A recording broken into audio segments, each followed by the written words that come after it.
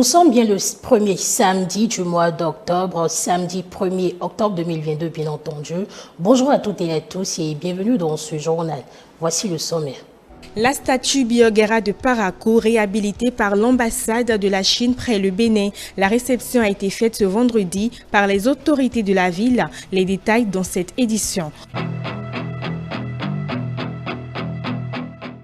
Instaurée par l'Organisation mondiale de la santé et célébrée chaque 1er octobre, la Journée internationale pour les personnes âgées vise à promouvoir les droits des personnes du troisième âge et des défis liés au vieillissement de la population. Le message de la ministre Véronique Toin-Fodé à suivre.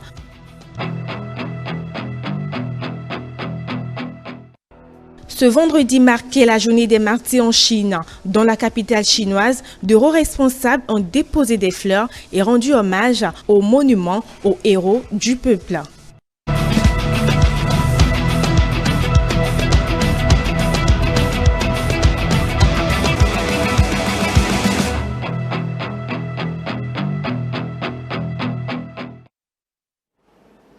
À nouveau, bonjour si vous nous rejoignez. Les travaux de réhabilitation de la statue Bioguera de Parakou, entamés en raison de l'état de dégradation avancé du monument, sont achevés. Ceci a été possible grâce à l'ambassade de la Chine près le Bénin, une entreprise chinoise et la mairie de Parakou. La cérémonie de remise s'est déroulée à la place publique qui porte d'ailleurs le nom du guerrier Ouassangari. C'était en présence des élus communaux et des autorités traditionnelles de la région. Jeannot Dopéon pour le point. Un nouvel éclat vient d'être donné à la ville de Parakou à travers cette rénovation de la statue de Bioguera. Cet acte de générosité, conjointement de l'ambassade de la Chine près le Bénin, de l'entreprise Sino Hydro Corporation et la mairie de Parakou, vient redorer l'image de ce héros national. C'est un héros immortel par son esprit. Cet esprit est national. La réhabilitation du statut Bioguera consiste en hommage des Chinois résidant ici au Bénin rendent au peuple béninois et aussi à la République du Bénin. Il s'agit aussi d'un cadeau d'un anniversaire de 62 ans du Bénin que l'ambassade et la société Sino Hydro rendent à la commune de Parakou. Ce projet de rénovation de la statue, longtemps souhaité par les élus locaux et communaux de la région, est désormais chose faite. La satisfaction est grande. La dégradation de la statue du héros Bioguera était pour nous une préoccupation majeure.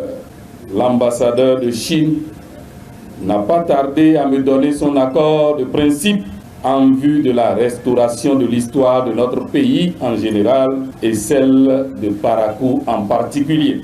La vision touristique, telle que voulue par le chef de l'État, son Excellence le président Patrice Talon, pour notre pays le Bénin, est donc en marche et nous devons soutenir cet effort en valorisant notre chose culturelle, car un peuple sans culture n'en est pas un.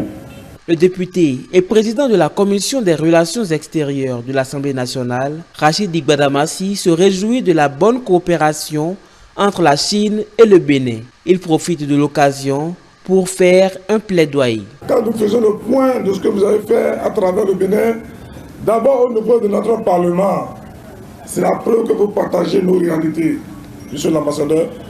Au nom des populations béninoises que nous représentons, nous vous disons merci pour tout ce que vous faites pour le Bénin. Tant qu'il reste à faire, c'est comme si rien n'est fait. Les modules de classe que nous attendons encore de la part de la société Sino Hydro sur le leadership de l'ambassadeur qui aime la ville de Parakou. La place Bioguera, autrefois critiquée pour son manque d'attractivité et son air d'abandon, s'est donc rajeunie. La première autorité de la ville de Parakou s'engage désormais à un entretien efficace de ce lieu phare de la cité des Kobourou.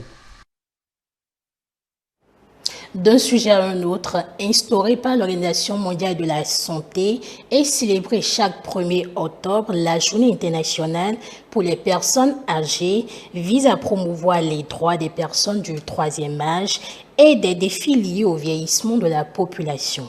En prélude à cette journée, la ministre des Affaires sociales et de la microfinance a adressé un message à la population béninoise.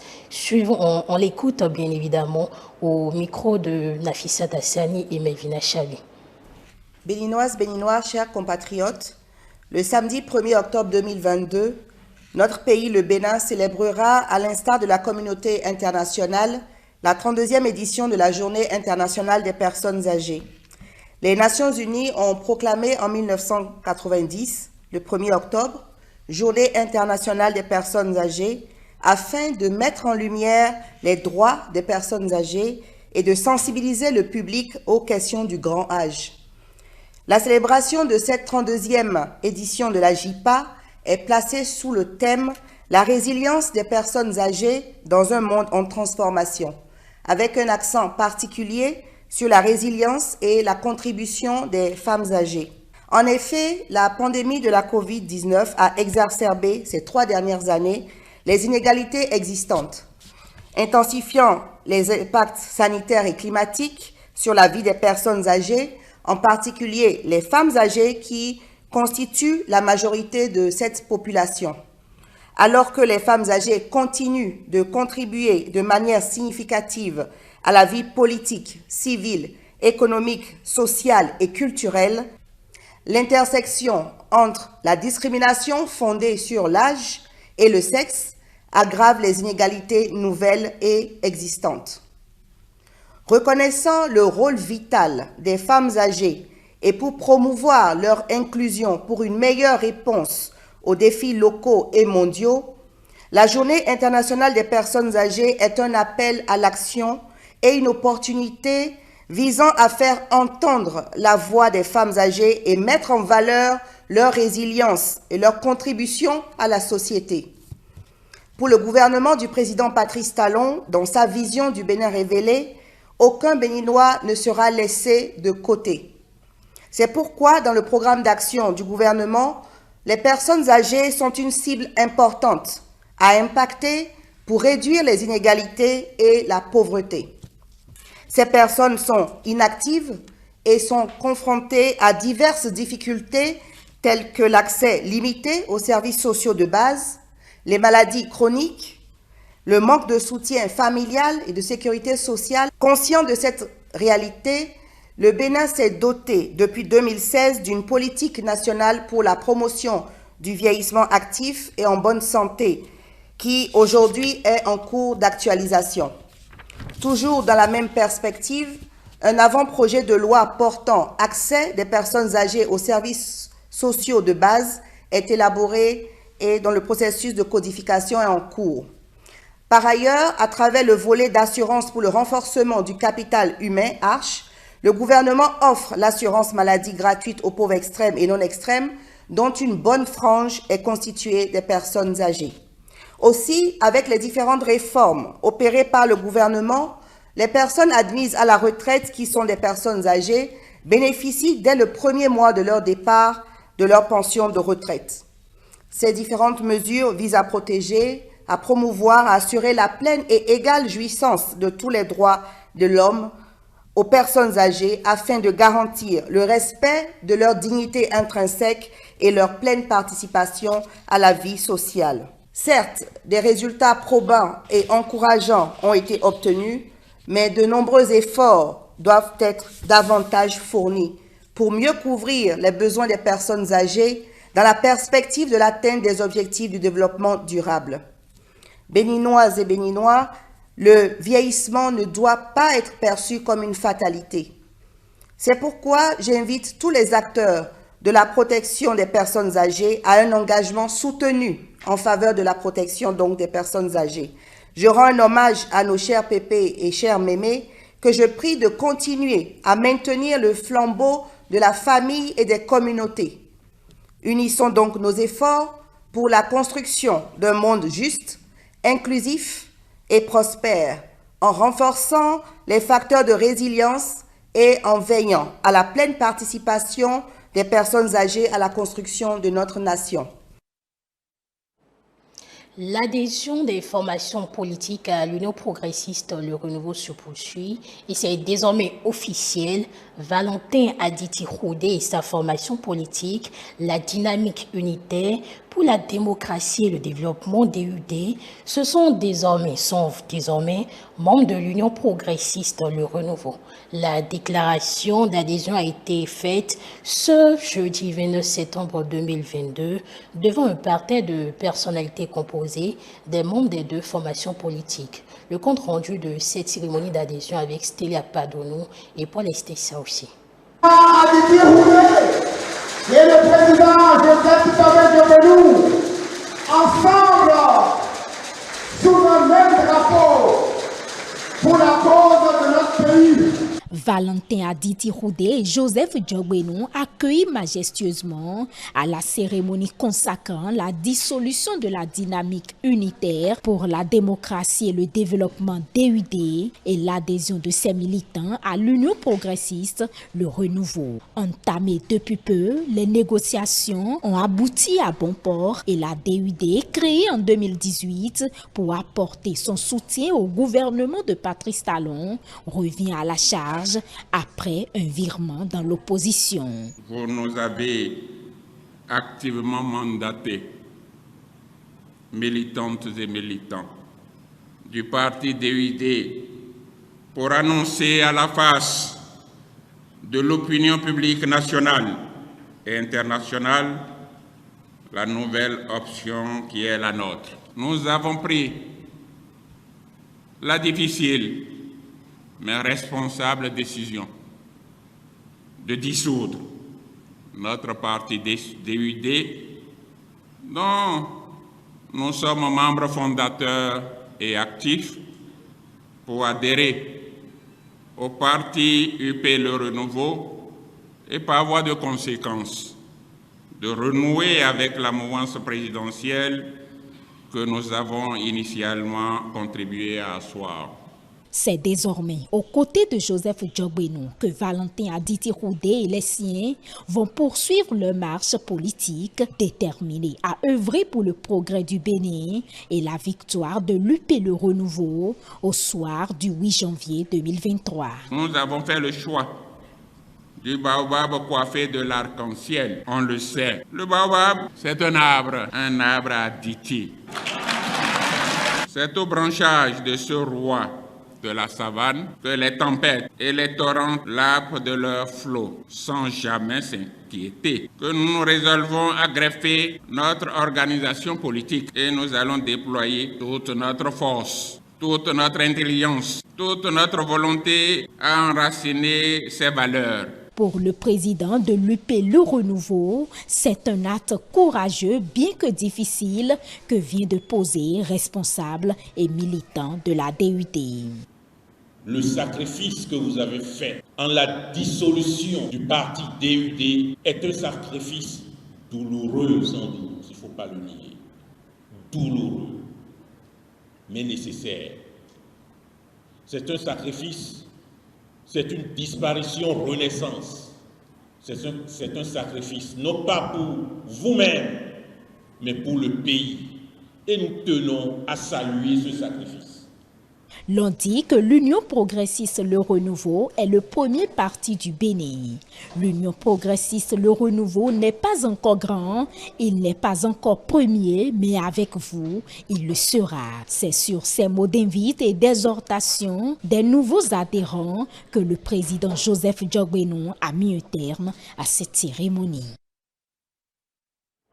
Juste après la cérémonie d'adhésion, nous avons recueilli quelques impressions des personnalités témoins de cet événement. On les écoute.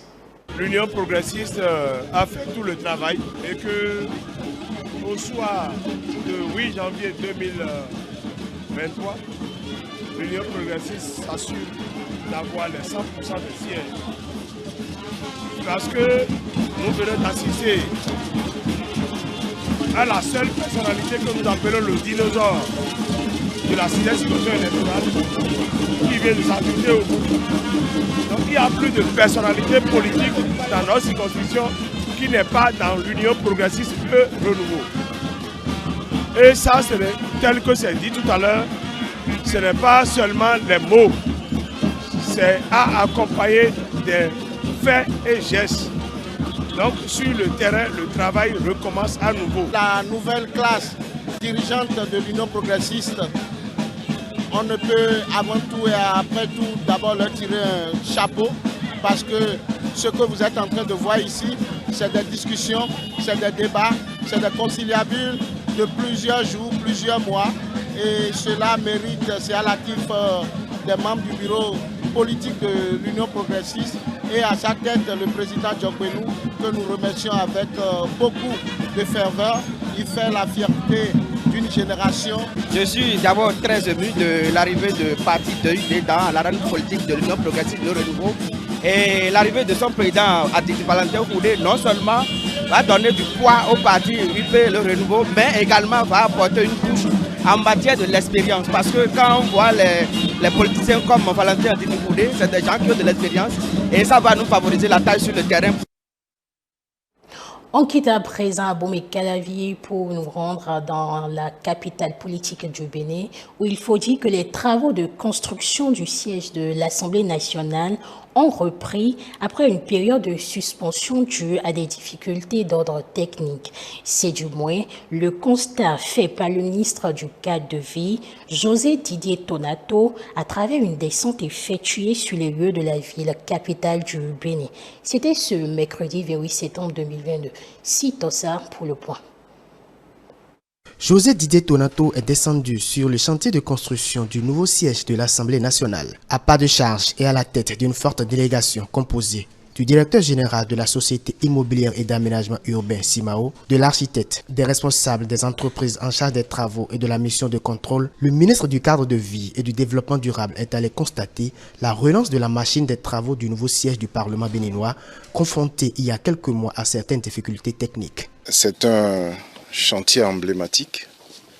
C'est une structure architecturale relativement complexe et donc qui demande des modes de mise en œuvre maîtrisés, pas simples. Je suis là aujourd'hui avec la CIMO qui est le maître d'ouvrage délégué, mais je suis également là avec le maître d'œuvre, Kéré Architecture, et une mission DET, ce qu'on appelle DET, c'est la direction d'exécution des travaux, qui nous garantit la qualité d'exécution telle que l'architecte l'a conçue, simplement parce que nous avons dû, compte tenu des difficultés de l'entreprise, des faiblesses que nous avons décelées, dû réorganiser le management du chantier. Aujourd'hui, nous avons une mission DET à bord et tout le monde est remobilisé. Après ce tour du propriétaire et le constat fait, le ministre José Didier Tonato s'est dit fier de l'état d'avancement des travaux qui ont repris à la satisfaction de tous. Et je constate, comme vous l'avez dit avec beaucoup de plaisir, que les choses ont repris. Le chantier est maîtrisé. Le rythme que je vois là, c'est vrai, nous sommes encore à 25%. Mais la trajectoire permet de dire que nous allons atterrir dans de bonnes conditions. Donc je voudrais dire ça pour rassurer non seulement la représentation nationale, mais également le peuple béninois, surtout le peuple de Porto Novo, que nous n'aurons pas un deuxième éléphant blanc dans le cadre de l'Assemblée nationale. Ça a bien démarré maintenant, nous sortons de terre, donc des infrastructures, et tout ce que nous avons vu, notamment jusqu'à la validation de la structure en béton teinté, nous rassure que maintenant on est sur la bonne voie. C'est ce que je suis venu constater. J'avais déjà eu des rapports, mais je voulais constater par moi-même pour être en mesure de faire un rapport au chef de l'État dans ce sens. Parce qu'il suit ça de près. Et nous voulons maîtriser le retard qui est déjà constaté, mais terminer dans de très bonnes conditions. Il faut noter que cette descente du ministre du Cadre de Vie sur le chantier de construction du nouveau siège de l'Assemblée nationale lui a permis de passer au peigne fin le bâtiment satellite, le plancher bas de l'esplanade en cours de réalisation, sans oublier les échantillons de béton teinté. À la fin de la visite, José Didier Tonato a pris donc date pour au plus tard début 2024 pour la réception du joyau. Merci à vous aussi, Tossa, pour ce compte rendu. Le ministre d'État chargé du développement et de la coordination de l'action gouvernementale, Abdoulaye Bior-Tchane, a effectué une visite de travail ce jeudi 29 septembre dans les locaux de la zone industrielle de Glodjibé. La dite visite a pour objectif de constater la finalisation des travaux dans le sous-secteur des usines de transformation des produits agricoles, notamment celle de la noix de cajou, dont l'établissement sera fait et opérationnel dans 2 semaines. Reportage. Plus que 2 semaines avant de voir l'usine de transformation de noix de cajou de Glodjibé opérationnelle. Avant cette échéance, le ministre d'État Abdoulaye Bior-Tchane, chargé du développement et de la coordination de l'action gouvernementale, a fait une descente sur les lieux ce jeudi 29 septembre 2022 pour s'enquérir de l'avancée des préparatifs. Après quelques heures d'inspection, il n'y a pas de doute en ce qui concerne le respect de ce calendrier, a constaté le ministre. Dans 2 semaines, la première usine de cette zone va être en production.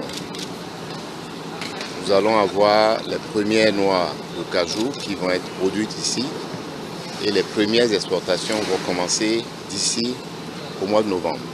Pour faciliter l'accès à cette zone et permettre aisément le transit des produits transformés vers d'autres horizons, le gouvernement prouve par la décision suivante que rien n'a échappé à son exécutif dans l'accomplissement parfait de cette action. Je veux souligner déjà la décision importante qui a été prise par le gouvernement il y a 2-3 semaines de construire littéralement une autoroute d'Akasato à Alada pour permettre une meilleure évacuation de la production de cette zone, mais aussi un meilleur approvisionnement des matières premières dans la zone.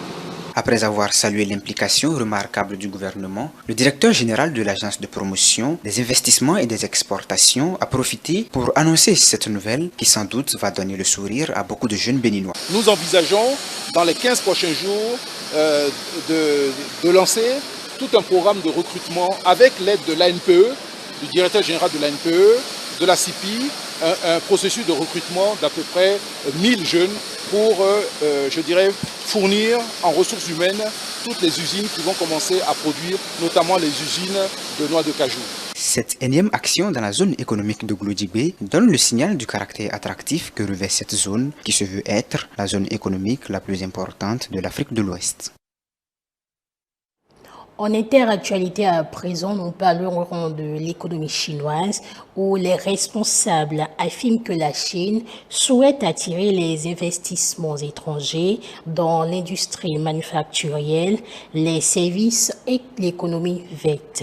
Ces déclarations ont été faites ce jeudi lors d'une conférence de presse. Suivons cet élément que nous proposent nos confrères de la CGTN.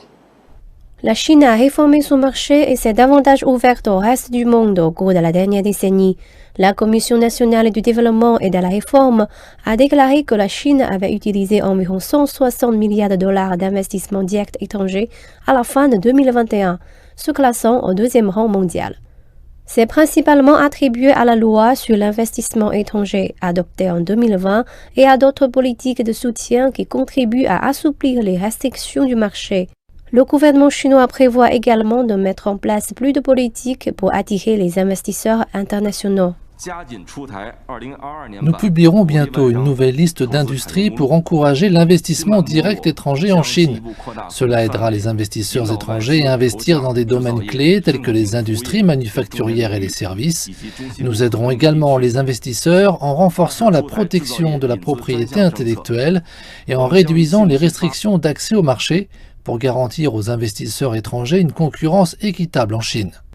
Pour améliorer l'environnement des affaires, la Chine prévoit par ailleurs de construire un marché national unifié. Cela signifie que nous briserons la segmentation du marché et le protectionnisme régional et éliminerons les points faibles du cercle économique. Cela rendra notre environnement des affaires plus transparent et plus ouvert. Cela libérerait également un grand potentiel pour un développement économique sain et durable. Cette année, les tensions géopolitiques et les conditions météorologiques extrêmes constituent des défis pour la sécurité énergétique chinoise. La Chine accueille à bras ouverts les investissements étrangers dans l'économie verte pour l'aider à atteindre son objectif de neutralité carbone en 2060. Le gouvernement chinois s'engage à réduire les obstacles à l'accès au marché et à améliorer l'état de droit afin de créer un marché plus ouvert et équitable pour les investisseurs nationaux et internationaux. Nous restons toujours en Chine où a été commémorée ce vendredi la journée des martyrs en Chine. Cette journée a été conçue pour se souvenir des martyrs révolutionnaires chinois, ceux qui ont sacrifié leur vie pour des causes nationales et pour faire avancer leur esprit héroïque. Des activités sont en cours dans tout le pays. Ici à la capitale chinoise, le haut responsable dirigé par le président Xi Jinping ont déposé des fleurs, a rendu hommage aussi au monument aux héros du peuple. Reportage.